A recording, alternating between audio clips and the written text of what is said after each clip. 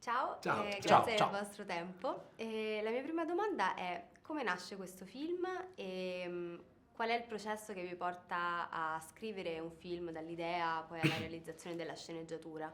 Ma questo film nasce da un'idea di Gennaro Nunziante, noi siamo entrati in una seconda fase, una fase di colorazione, la chiamiamo noi.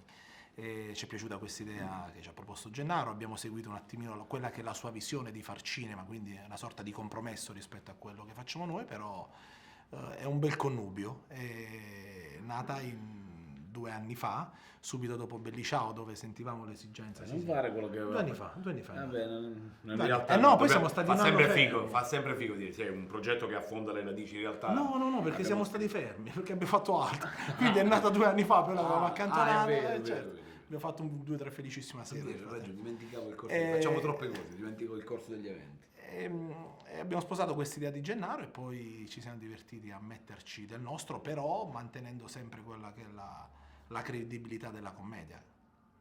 E la scrittura com'è andata? Vi siete trovati complici anche nella scrittura poi del film?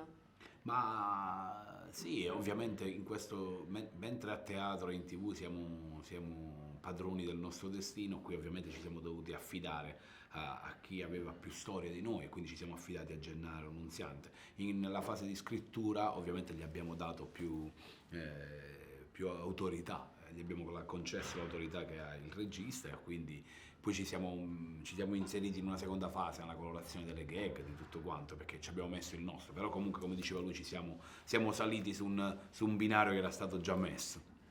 10 anni fa usciva il primo film, Amici come noi, che sono passati 10 anni. È cambiato qualcosa in questi 10 anni?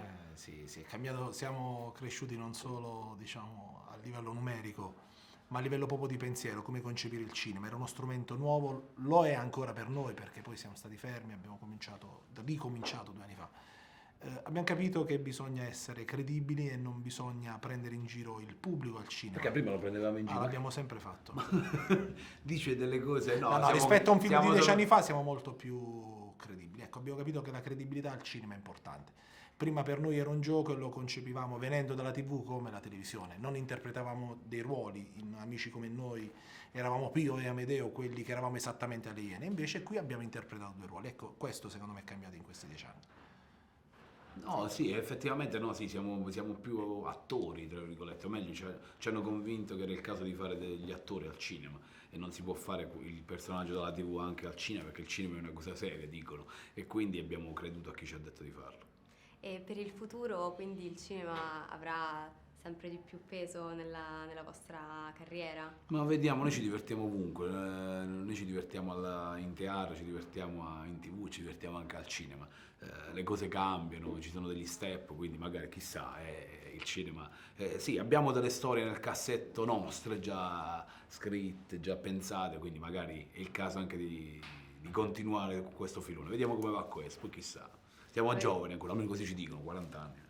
Quest'estate infatti avete fatto 40 anni. 40 anni. Vi sentite ancora dei bimbi?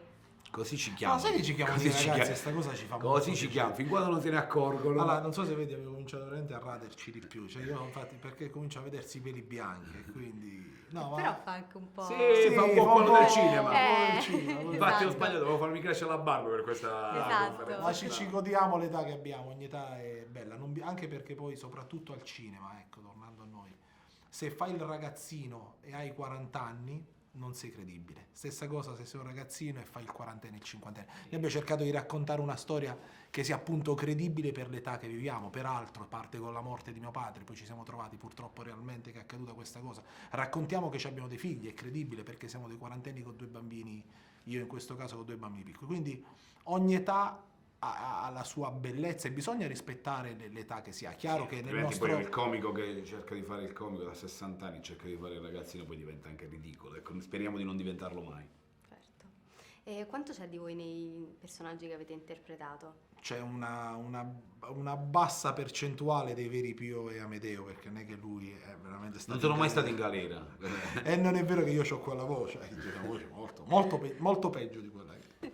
No, è un 5-10%, però noi ci divertiamo a prendere un aspetto piccolo del nostro carattere e a farlo gigantesco. Tipo a lui piace tanto la musica neomelodica, allora abbiamo fatto un cavallo di battaglia. Stessa cosa, io col falsetto in questo caso, io sono un po' più pulito, quindi estremizziamo questa cosa, io sono il figlio di, lui è un po' più sporco nei tratti somatici, allora il Ma questa è la ragazzo fisicità, mi ha consegnato questi ruoli, che cosa devo fare? L'ultima cosa, se vi va di fare un saluto di Natale agli amici di Hotcorn. Un saluto affettuoso a tutti gli amici di Hotcorn e un augurio di un buon Natale, un sereno anno nuovo, come Sì, si dice, sì. e tanti auguri di buona salute, che è la cosa che importa di più. Il resto so chiacchiere, ragazzi. Esatto, Un abbraccio grande, andate al cinema. Un Ciao. abbraccio agli amici di Hotcorn. Ciao.